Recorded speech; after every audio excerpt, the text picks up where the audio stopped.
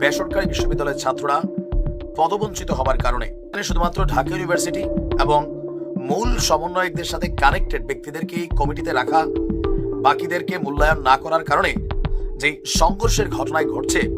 প্রাইভেটের ছাত্রদেরকে ঢাকা বিশ্ববিদ্যালয়ের ছাত্ররা মধুর ক্যান্টিনে বেধড়ক মারছে, এখন আবার প্রাইভেটের মেয়েদের গায়ে হাত দিয়েছে, যাদের শ্লীলতাহানি করেছে এবং 2 সমন্বয়ক সহ আরো একাধিক হাসপাতালে ভর্তি ঢাকা মেডিকেলে, অর্থাৎ মারপিট ভালোই হয়েছে। আমার কথা হয়েছে কি আর প্রিয় দর্শক, এতক্ষণ ভিডিওর শিরোনাম দেখলেন, এবারে চলুন দেখে আসি ভিডিওর বিস্তারিত বাকি অংশ। খুবই গুরুত্বপূর্ণ একটি ভিডিও হতে যাচ্ছে। আপনারা যারা এই ভিডিওটি দেখছেন, অনুগ্রহ করে একটি লাইক দিয়ে আমাদের সাথে থাকবেন। চলুন কথা না বাড়িয়ে শুরু করি আজকের এই ভিডিও। চাচা হেনা কোথায়? হেনা তো মধুর ক্যান্টিনে সমন্বয়কদের পিটাইতে গেছে নাকি পিটানি খাইতে গেছে। বৈষম্য বিরোধী ছাত্র আন্দোলনের যে টুকাইগুলা ছিল, সেই টুকাইদের নেতৃত্বে প্রকাশ করেছে বাংলাদেশ গণতান্ত্রিক ছাত্র সংসদ। ধান্দার যে সিস্টেম, সেটাকে পুরো দেশব্যাপী প্রসার করার একটা লক্ষ্য নিয়ে তারা এই সংগঠনের প্রকাশ ঘটিয়েছে।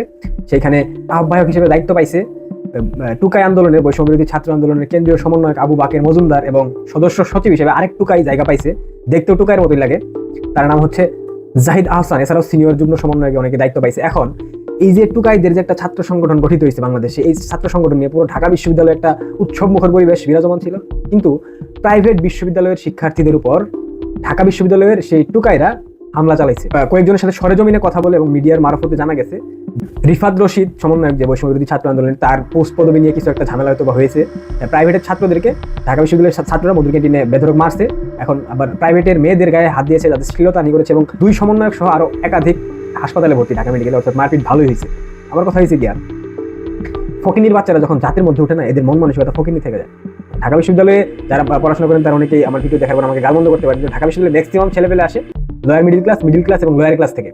এদের মন মানসিকতা থাকে ছোট। ফকিনির বাচ্চা সার্জিস, ফকিনির বাচ্চা মাহফুজ আলম, ফকিনির বাচ্চা নাহিদ ইসলাম, ফকিনির বাচ্চা আসিফ, ফকিনির বাচ্চা আবু বাকের মজুমদার, সমন্বয় রিফাত রশিদ থেকে শুরু করে প্রত্যেকটা ফকিনির বাচ্চা আপনি খোঁজখবর নিয়ে দেখতে পারেন।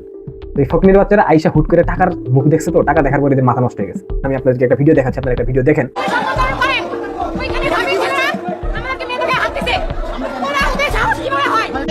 উত্তেজনা ছড়িয়েছে এবং মারামারি চলছে উভয় পক্ষের মধ্যে। দেখতে পাচ্ছেন একবারে ঢাবি ক্যাম্পাসের ভিতরে প্রাইভেট বিশ্ববিদ্যালয়ের শিক্ষার্থীরা যখন এখানে এসেছিল, তখনই কিন্তু আপনারা দেখেছেন মধুর ক্যান্টিনের ভিতরে কিভাবে উত্তেজনা ছড়িয়ে পড়েছিল এবং এখনই কিন্তু উভয় পক্ষের মধ্যে যে ধাওয়া পাল্টা ধাওয়া চলছে, সেই ধাওয়া পাল্টা ধাওয়া। তো এই যদি হয় মানে শুরুর দিকের অবস্থা, আপনারা জানেন যে এই যে তথাকথিত টুকাই আন্দোলন, বৈষম্য বিরোধী ছাত্র আন্দোলন, চিটিং বিপ্লব, এই বিপ্লবে ঢাকা বিশ্ববিদ্যালয়ে কেউ মারা গেছে?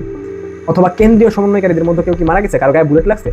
এরপরও যদি আপনারা ভাই না বুঝেন, তাহলে আপনাদেরকে তো ভাই মাথায় বেটে দিল, বুঝতে পারবেন না, তাই না? প্রাইভেট বিশ্ববিদ্যালয়ের যে ভূমিকা ছিল তথাকথিত চিটিং আন্দোলনে, এটা কিন্তু অস্বীকার করার কোনো সুযোগ নেই। কিন্তু কেন্দ্রীয় সমন্বয়কারী, উপদেষ্টা পরিষদে ঢাকা বিশ্ববিদ্যালয়, কেন্দ্রীয় সমন্বয়ক সব ঢাকা বিশ্ববিদ্যালয়, মানে সবকিছু ঢাকা বিশ্ববিদ্যালয়। কেন ভাই? ঢাকা বিশ্ববিদ্যালয় কি? ঢাকা বিশ্ববিদ্যালয় সবই কেন দিতে হবে?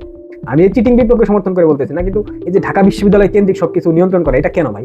বাংলাদেশের প্রত্যেকটা বিশ্ববিদ্যালয় সম অধিকার প্রতিষ্ঠা হোক, বৈষম্যহীন বাংলাদেশ বিনির্মাণের লক্ষ্য নিয়ে সেই স্লোগান দিয়া, বঙ্গবন্ধুর বাংলায় বৈষম্যের ঠাঁই নাই, এরপরে বঙ্গবন্ধুর বাড়িকে তোমরা ভাঙা ফেলাইছো। এখন আবার তোমরা নিজেদের মধ্যে আধিপত্য বজায় রাখার জন্য, ঢাকা বিশ্ববিদ্যালয় কেন্দ্রিক আধিপত্য বজায় রাখার জন্য প্রাইভেট বিশ্ববিদ্যালয়কে তোমরা অবমূল্যায়ন করবা, তাদেরকে তোমরা গুনায় ধরবা, তাহলে প্রাইভেটের পোলাপান তোমাদেরকে ছেড়ে কথা বলবে না, খুবই স্বাভাবিক।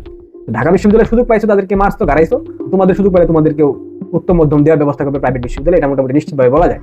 এখন এই যে তথাকথিত উপদেষ্টা পরিষদের উপদেষ্টাটা রয়েছে, বাসুর উপদেষ্টা, এদের ক্রিপ্টোকারেন্সি বাইন্যান্স অ্যাকাউন্টে মানে ডলারের অ্যামাউন্ট নিয়ে দ্য এশিয়া পোস্ট একটা নিউজ করছে। আমি আশ্চর্য হয়ে গেছি ভাই, মাত্র 7 মাসের ব্যবধান এত টাকা, মানে টাকা বললে ভুল হবে, এত dollar.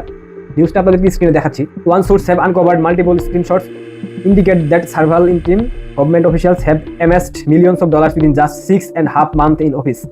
Shafiqul Alam, the current press secretary to the chief advisor of the interim government, অর্থাৎ ইউনিভার্সিটির চৌবাচ্চা প্রেস সচিব, 10 million USD, অর্থাৎ 100 crore BTD, বাংলা টাকায় 100 কোটি টাকা। Similarly Nahid Islam 19 million USD, অর্থাৎ 220 কোটি টাকা বাংলা টাকায়। এবং আসিফ মাহমুদ সজীব ভুইয়া 12 million USD, অর্থাৎ বাংলা টাকায় 113 কোটি টাকা। আর জিস আলম 7.76 মিলিয়ন। তালাত মাহমুদ রাফি, যে ফকিনির বাচ্চা টুকাই, চট্টগ্রাম বিশ্ববিদ্যালয়, এর হচ্ছে গিয়ে 11.9 BTC, বাংলা টাকা অনেক টাকা। মানে চিন্তা করা যায় ভাই, মানে ফকিনির বাচ্চারা 7 মাসের মধ্যে মিলিয়নিয়ার বিলিয়নিয়ার হয়ে গেছে। মানে বৈষম্যের বিরুদ্ধে লড়তে এসে একটা সরকারি চাকরির আশায় আইসা এখন তারা 100 কোটি টাকার উপরে মালিক। কি বুঝলেন? নতুন রাজনৈতিক দল গঠন করা হইতেছে বাংলাদেশে, ইউনূসের সুদখোর ইউনূসের নেতৃত্বে। এই দল চালাইতে টাকা পয়সার প্রয়োজন আছে, টাকা পয়সা তো বাপের পকেট থেকে এনে দেওয়া যাবে না। আবার এদিক দিয়ে নাহিদ ইসলাম, যে তথ্য বাবার বাপে যে নারী লিপসুক, চরিত্রহীন লম্পটে নাকি 10 কোটি টাকা দিয়ে রামপুরার বনশ্রীতে একটা বাড়ি কিনছে। পুরো বাড়ির মালিক এখন নাহিদ ইসলাম। ফকরির বাচ্চা ভাত খাওয়ানোর টাকা ছিল না, এই মাইক ভাড়া দেওয়ার টাকা ছিল না এই আন্দোলনের সময়, এখন তারা 10 কোটি টাকা দিয়ে বাড়ি কিনে। সব দোষ আওয়ামী লীগের। হ্যাঁ, আওয়ামী লীগ টাকা পাচার করলে টাকা পাচার, তোমরা টাকা পাচার করলে কি এগুলা দেশের স্বার্থে পাচার করতেছো তোমরা? মাহফুজ জঙ্গি, যে হিজবুতি জঙ্গিটা আছে, জঙ্গিটা আমার নাকি তথ্য উপদেষ্টা বানানো হয়েছে নাহিদ ইসলামের জায়গায়, যে উজিরা খামাখা, যেটা কোনো মন্ত্রণালয় ছিল না। ভাই এগুলা দেখার পর লিটারেলি পুরা মানে বাংলাদেশের মানুষ মানে বোকাচুদা হয়েছে, লিটারেলি বোকাচুদা হয়ে গেছে যে ভাই কাদেরকে নিয়ে এসে বসাইলাম। এই যে মানে ডাকাতদের নিয়ে মানে সরাই এখন মনস্টার এসে বইছে ক্ষমতায়। এই সুদখোর ইউনুস যে একটা বাটপার, একটা ভণ্ড, একটা প্রতারক, একটা চিটার, সে 666 কোটি টাকা যখন তার ট্যাক্স ফাঁকির যে মামলা ছিল সেটাকে তিনি বাদ করে দিয়েছেন, এবং গ্রামীণ ব্যাংক থেকে শুরু করে গ্রামীণ ব্যাংক সংশ্লিষ্ট যতগুলো প্রতিষ্ঠান রয়েছে বাংলাদেশে প্রত্যেকটাকে ট্যাক্স ফ্রি করে দিয়েছেন। তখনই আমরা বুঝছিলাম ভাই যে একটা বাটপার, এবং আমরা আগে থেকে জানতাম ইউনুস একটা চিটার, একটা ভণ্ড, একটা বাটপার। এবং চিন্তা করেন এর আশেপাশে যেগুলো আছে না ভাই, মানে যেগুলোর দায়িত্বে রাখছে উপদেষ্টা থেকে শুরু করে বাদ বাকি সব জায়গায় সবগুলো একটা বাটপার। গতকাল যে ইউনুসের যে পররাষ্ট্র সচিব এই বাটপারে কইতাছে বাংলাদেশে নাকি স্বাভাবিক আইন শৃঙ্খলা পরিস্থিতি। ভিডিওটা দেখেন। আমি তো খুব খারাপ দেখছি তা তো না, কোন তো একটা জায়গা হতেই পারে। চুরি ডাকাতি যদি না থাকে এত বড় পুলিশ বাহিনী রয়েছে কি জন্য? আমি তো খুব বেশি খারাপ কিছু দেখছি না। মানে কত বড় মাদারচোদ হইলে পরে এই ধরনের কথা বলতে পারে? মানে এদেরকে মানে ভাই শুদ্ধ ভাষায়, স্পষ্ট ভাষায় কিংবা শালীনভাবে কথা বলাটাই নিজের কাছে খারাপ লাগে। এই চিটার বাটপারদের হাতে যখন দেশ, তখন এই দেশের মারাসারা হইব না তো কি অন্য দেশে মারাসারা হইব? এই যে যারা ফাঁদে পয়টা পা দিছিলেন এখনো চুপচাপ বসে আছেন খিচকায়, দাঁতে দাঁত কামড় দিয়া, আপনারা কয়দিন পরে টের পাবেন, আপনাদের ঘরে আগুন লাগবে, অপেক্ষা করেন। এখনো যদি আপনারা চুপচাপ নাকে নখ ঢুকায়, মুখে আঙুল চুইসা, ললিপপ ঢুকাই দিয়ে বসে থাকেন, তাহলে পরে বুঝবেন 6 মাস পর দেশ কোথায় গিয়ে দাঁড়ায়। কংগ্রেচুলেশন গণতান্ত্রিক ছাত্র সংসদের যারা নবনির্বাচিত কমিটির নেতারা। তো এই নেতৃত্বকে নিয়ে আজকে সারাদিন আমরা এক ভিন্ন রকম দৃশ্য দেখেছি। বিশেষ করে বেসরকারি বিশ্ববিদ্যালয়ের ছাত্ররা পদবঞ্চিত হবার কারণে, বা যেই দলটা তৈরি করা হয়েছে ছাত্রদেরকে নিয়ে গণতান্ত্রিক ছাত্র সংসদ, সেখানে শুধুমাত্র ঢাকা ইউনিভার্সিটি এবং মূল সমন্বয়কদের সাথে কানেক্টেড ব্যক্তিদেরকে কমিটিতে রাখা, বাকিদেরকে মূল্যায়ন না করার কারণে যে সংঘর্ষের ঘটনায় ঘটছে। এই মুহূর্তে আমি যখন নিউজ করছি, আপনার 2 জন ছাত্র তারা ঢাকা মেডিকেল কলেজ হাসপাতালে চিকিৎসা নিচ্ছে। অবস্থা খুব বেশি গুরুতর না, তবে একবারে যে পজিটিভ বলবেন তাও না। ঘটনার প্রেক্ষাপট হচ্ছে এই হাতাহাতির ঘটনায়, মানে আমরা যখন দেখলাম যে কমিটি নিয়ে অসন্তোষ দেন, বেসরকারি স্টুডেন্টরা প্রটেস্ট করলো, বাট যারা এই কমিটির তারা কমিটি ঘোষণা করলেন। পরে এক পর্যায়ে শার্ট টার্ট খুইলা, প্যান্টে ধরা হেসরাইয়া এই বেসরকারি বিশ্ববিদ্যালয়ের ছাত্ররা ঢাকা ইউনিভার্সিটির কয়েকজন ছাত্রকে পিটালো। তো এর মধ্যে আহত যারা হয়েছে ঢাবির দুজনই, তারা শিক্ষার্থী, তারা বেসরকারি শিক্ষার্থীদের হাতে মানে হামলার শিকার হয়েছেন। একজনের নাম হচ্ছে মিশু আলী, বয়স হচ্ছে 24, তিনি সাংবাদিকতা বিভাগের শিক্ষার্থী। আর আরেকজন হচ্ছে প্রিন্টিং অ্যান্ড পাবলিকেশন বিভাগের আকিবুল হাসান।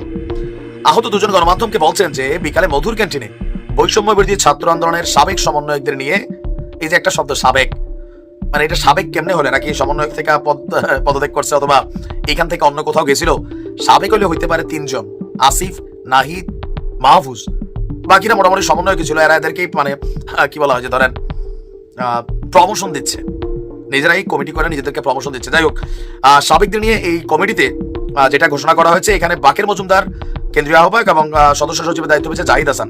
এই ঘোষণাকে ঘিরেই এক পক্ষ মানে বেসরকারি বিশ্ববিদ্যালয় সন্তোষজনক সংখ্যক পদ পাননি দাবি করে স্লোগান দিতে থাকে, আরেক পক্ষ পাল্টায় স্লোগান দিতে থাকে। এক পর্যায়ে উভয় পক্ষের হাতাহাতির মাঝখানে তাদেরকে ন্যাক্কারজনকভাবে পিটিয়েছে বেসরকারি বিশ্ববিদ্যালয়ের ছাত্ররা।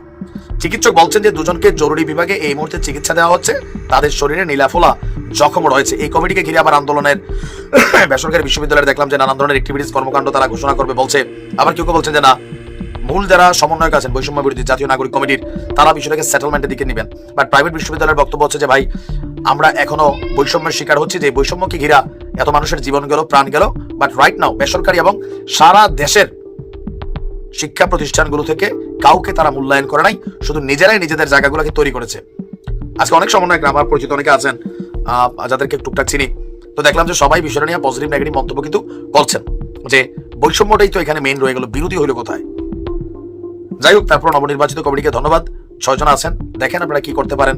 গতানুগতিক ধারায় 53 বছর যে ছাত্র রাজনীতি চলছে, সেখানে কি পরিবর্তন আনতে পারেন? শিবির থেকে কতটুকু ভালো করতে পারেন? শিবির যতগুলো দল আছে ছাত্রদের মধ্যে, ছাত্র শিবির কোথাও না কোথাও অন্যান্যদের থেকে একটু ব্যতিক্রম, তো তারা শিবির থেকে কতটুকু ব্যতিক্রম হবে এটা নিয়েও প্রশ্ন আছে। কেউ বলছে এটা তো শিবিরেরই বি টিম, আসলে কি? কমেন্টে লিখেন তো। দর্শক, আশা করি সম্পূর্ণ ভিডিওটি আপনারা দেখবেন। বন্ধুরা, এই বিষয়ে আপনাদের কি মতামত তা অবশ্যই ভিডিওর কমেন্ট বক্সে জানাবেন। সোশ্যাল মিডিয়া থেকে গুরুত্বপূর্ণ গুরুত্বপূর্ণ এবং ভাইরাল হওয়া খবরগুলো আপনাদের মাঝে প্রতিনিয়ত উপস্থাপন করে থাকি। এই গুরুত্বপূর্ণ এবং ভাইরাল হওয়া খবরগুলো পেতে আমাদের চ্যানেলটি সাবস্ক্রাইব করে অবশ্যই আমাদের পাশে থাকবেন এবং পাশে থাকা বেল বাটনটিও চালু করে রাখবেন। পরবর্তী ভিডিওর আমন্ত্রণ জানিয়ে শেষ করছি আজকের মতো। ধন্যবাদ সবাইকে।